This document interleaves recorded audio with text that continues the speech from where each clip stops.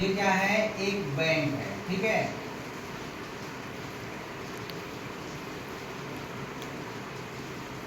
ये क्या है, एक बैंक है।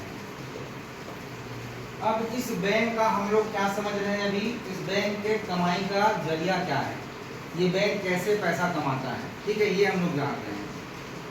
तो मान के चलो इस बैंक में 100 ग्राहक हैं।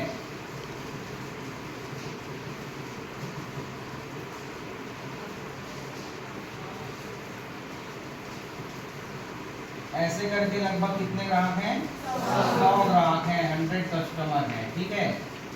अब इन ग्राहक ने मान के चलो एक ग्राहक कितना पैसा जमा कर रहा है, 1,000 रुपया जमा कर रहा है।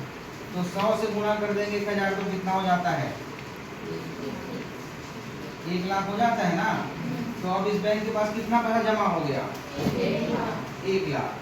तो बैंक में ग्राहक 100 है और पैसा कितना हो गया, 1 लाख। तो बैंक क्या करता है, ग्राहकों की तरह जो पैसा बैंक में जमा होता है उसी पैसे से पैसा बनाता है। कैसे पैसा बनाएगा, सबसे पहले तो इसको किसमें देगा, वो उधार बांटेगा, उधार बांट करके पैसा कमाता है। जो पैसा बैंक में जमा हो रहा है उसी पैसे को लोगों को वो क्या करता है, उधार देता है, ठीक है। चाहे तो ये जो 100 ग्राहक है उनको उधार दे सकता है, या तो नए ग्राहक को भी उधार दे सकता है।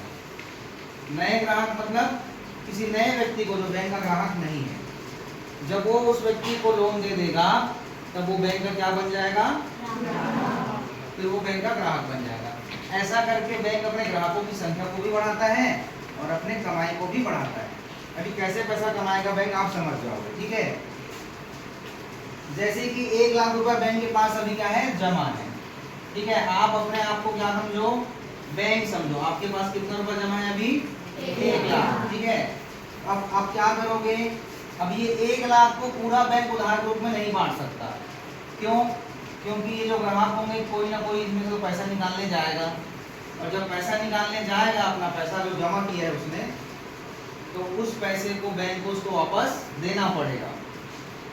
ये नहीं बोल सकता ग्राहकों को कि हमने आपके पैसे को उधार बांट दिया है तो हम आपको भी पैसा नहीं दे सकते।